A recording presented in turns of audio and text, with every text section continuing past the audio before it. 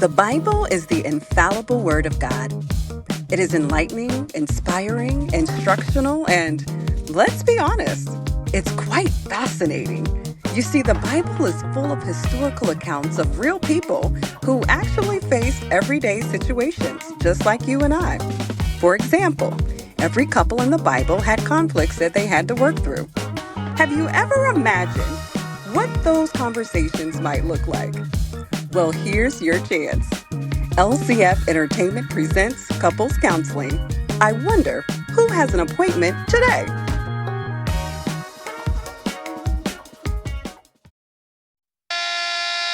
Miss Helpsley, your next appointment is here. Please show them in. Thank you. My pleasure, dear. Thank you for coming in. My name is Miss Helpsley, and we'll be working together. Hi. Honey, she's speaking to both of us. What? Who? Oh, yes, please. Thank you. I'm sorry? You're welcome. Honey, Mrs. Helpsley was saying hello. Who? The counselor. Oh, hello. Okay. Please have a seat. How about if we just start with introductions? Certainly. This is my husband, Mr. Oblivious. Huh? His given name is Potiphar, but, well, you get it. Indeed. And you are? Potiphar's wife. Yes, I assume that. But what is your name? Oh, brother. This is exactly why we're here. It's bad enough that he doesn't pay attention to me. I just told you my name. I'm so sorry. I must have missed that somehow. I heard you say that your husband is Potiphar Yes. and that you're Potiphar's wife. So you did hear me. Well, yes, I did, but Oh, I get it. You're Potiphar's wife. Well, it took you long enough. I bet you graduated at the top of your class, didn't you? Okay, I understand now. So why did you make an appointment to see me today? Well, I'm feeling very, how do you people say it, neglected. My husband is a very important man, you know. Captain of Pharaoh's royal guard. The defense of Egypt's borders rests safely in his capable hands. Wow, that's impressive. Quite. In fact, the load became so great that he purchased a servant to assist him. Joe something or another, I think. I should think that you would know Joseph's name quite well, my love. He speaks.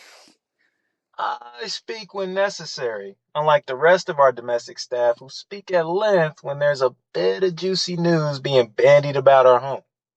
I'm sure I don't know anything about that. It would be beneath the lady of the household to partake in the servant's gossip.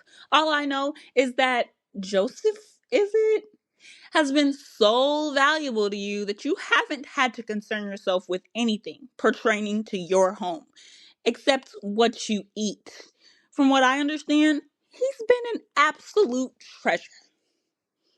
Yeah, and from what I understand, you certainly dig him, don't you? Okay, we don't seem to be getting anywhere.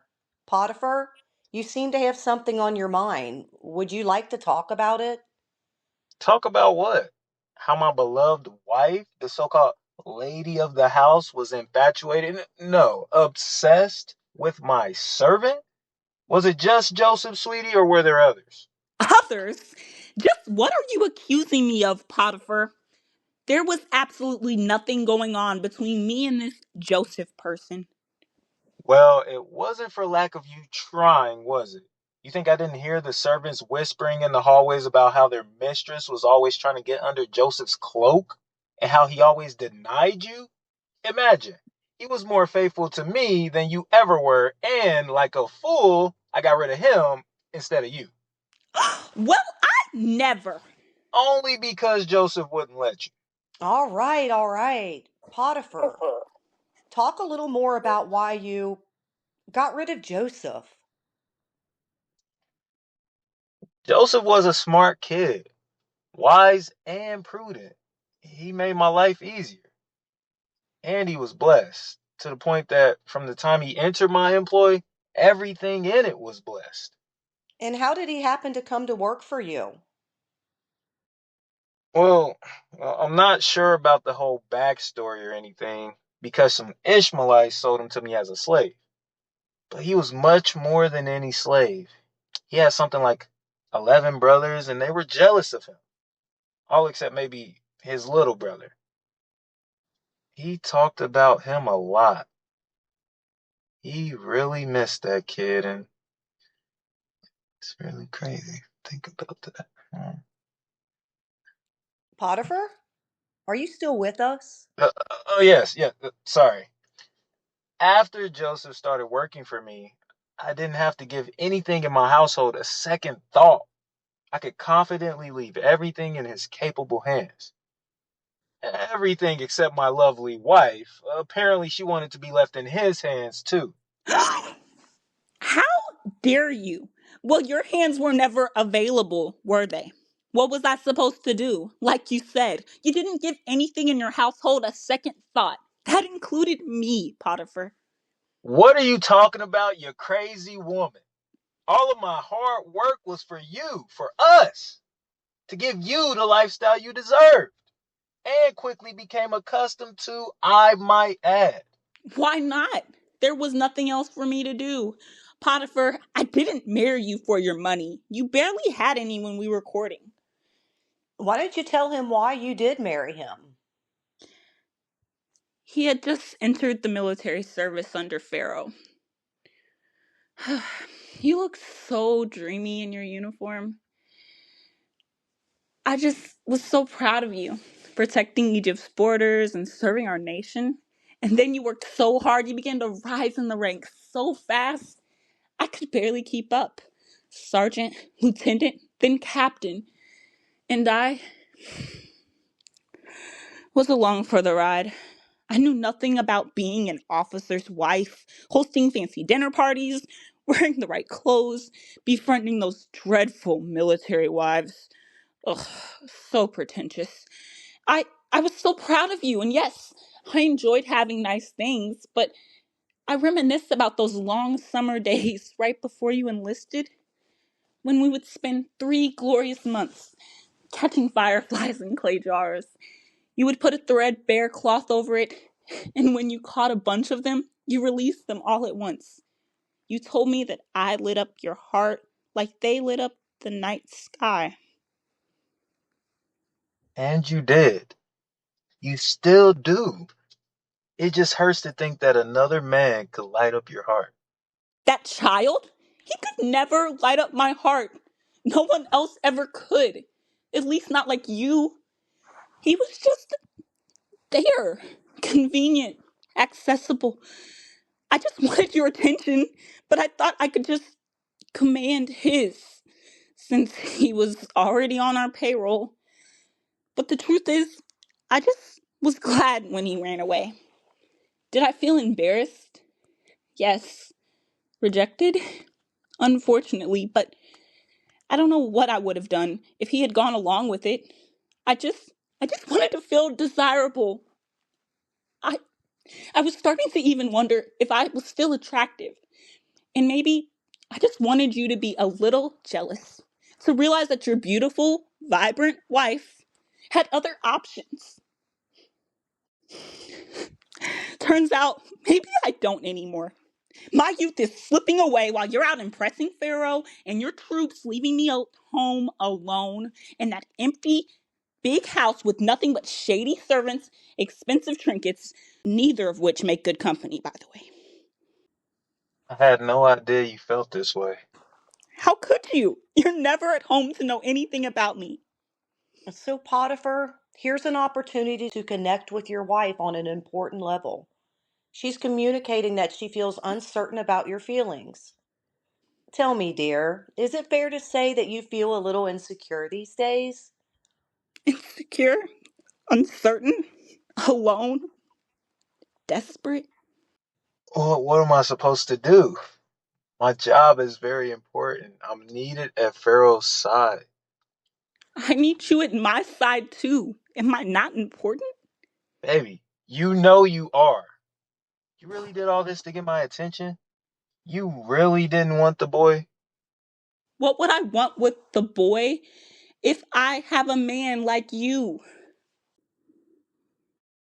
Well, now I kind of feel bad for locking him up. I feel terrible that my lie got him thrown in jail. Okay, let's unpack that a little. So, Potiphar, you had him arrested? At the time, I believed he tried to take advantage of my wife. At least I was led to believe that. So, you didn't actually believe that? All I knew was that his cloak was in my wife's chamber. What was I supposed to think? And perhaps your wife would like to talk about how it really got there. Like I said, I was lonely and I just wanted to feel desirable. What servant wouldn't want a chance to be with the master's wife, right? All the others did, but Joseph was the only one who didn't seem the least bit interested. I figured if I could get him, I must still have it. So I summoned him to my room one day while Potiphar was out doing whatever it is he does all day. And I tried. So I tried. You're doing great. Go on. Well, I tried to get him to come into bed with me.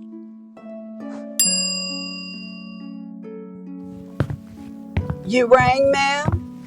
I did. Summon my husband's manservant, the one called Joseph.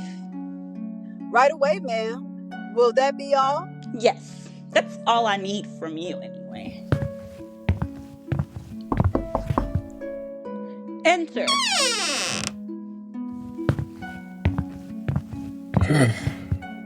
Good morning, my lady.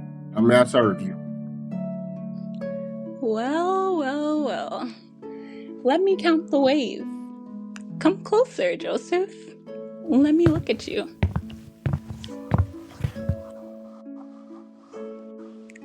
Turn around. Slowly. Yes. Very nice. Why don't you make yourself a little more comfortable? Come lie with me, Joseph. Ma'am? Come over here to my bed, Joseph, and lie down. Not again. Thank you, ma'am, but I'd rather stand. What if I said that wasn't a suggestion? What if I said that was an order? As I've said many times, I take orders only from my master. Am I not your master's wife? Yes, ma'am. Which is exactly why I could never do as you ask. With me in charge, my master does not concern himself with anything in the house. Everything he owns he has entrusted to my care. No one is greater in this house than I am. My master has withheld nothing from me except you because you are his wife. How then could I do such a wicked thing and sin against God? Come on, Joseph. No need to be shy. I know. How about a glass of wine? I bet that'll loosen you up a little. No, thank you. It's quite early in the day, isn't it? As always, I have many responsibilities to attend to, so if there is nothing else, I will return to my duties. Oh, so you like to play hard to get? Excellent. I love a good chase.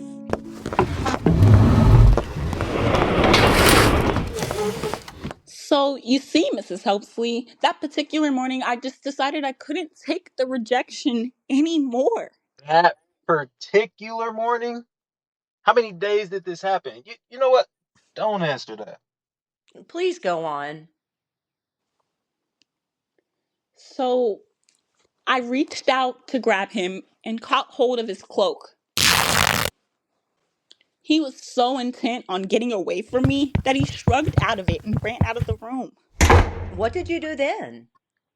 The only thing I could think to do in the moment. Help! Help! Catch him, please! At your servant, ma'am. What happened?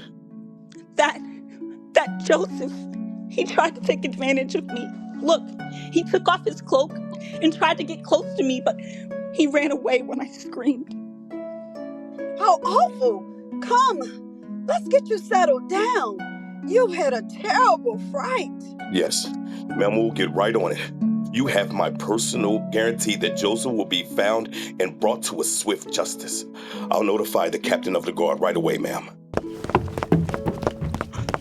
Oh, thank you. I hate to be such a bother. When Potiphar got home, I said that Hebrew slave you brought us came to make sport of me. But as soon as I screamed for help, he left his cloak beside me and ran out of the house. This is how your slave treated me. Potiphar, now that it seems Joseph was innocent, how do you feel about releasing him from service? Uh, Obviously, I regret it. He was one of the best things to happen to my whole enterprise. And I hate that I doubted him, but something tells me he'll land on his feet. He's got a gray head on his shoulders and a gray future ahead of him. I'm sure all of his dreams will come true one day. Still, things at the house haven't been the same without him. He's been a madhouse here since he was arrested. Oh, honey, then you'll release him and give him his job back? Not on your life. Potiphar and his wife were part of a greater story of Joseph, son of Jacob. Now you can read about them in Genesis 39. Now, before we judge them, it is important to note that neither Potiphar nor his wife claimed to worship Yahweh or to be governed by his commandments. That said, Joseph's resistance to Potiphar's wife advances reminds us that sometimes we might find ourselves in difficult situations that someone else created for us. But if we operate in integrity, shun the very appearance of evil, and yield not to temptation, we will be able to honor God in a way that blesses us and others. As for Mrs. Potiphar, she was a legitimate, desperate housewife who chose to take desperate measures instead of communicating. The unfortunate result of her misguided actions that an innocent man went to jail for a crime he never committed.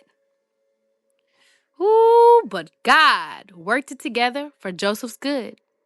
And we must always be mindful that our decisions have consequences that impact ourselves and others.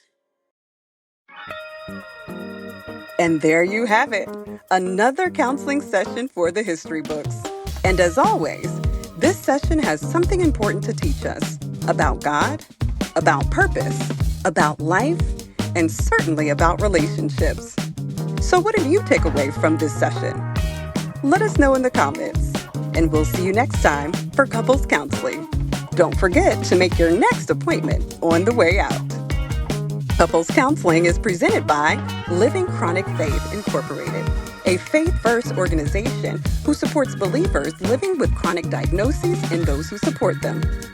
Featured in today's episode in order of appearance, you heard Receptionist, LaShondra Asumang, Counselor, Lisa Bailey, Wife of Potiphar, Cristyle McGill, Potiphar, Cedric Lloyd, Maidservant, LaShondra Asumang, Joseph, JaMarcus Fields, Guard, Bobbie Michael Gammon. Narrator, Megan Mays. And I'm Jillian J.J. Simmons, your announcer. This episode was directed by Stephanie Fields and written by Allison Hampton. Living Chronic Faith is a faith-first community of believers living with chronic medical conditions and the loved ones who support them. For more support, encouragement, and resources, join the membership for free at www.livingchronicfaith.com.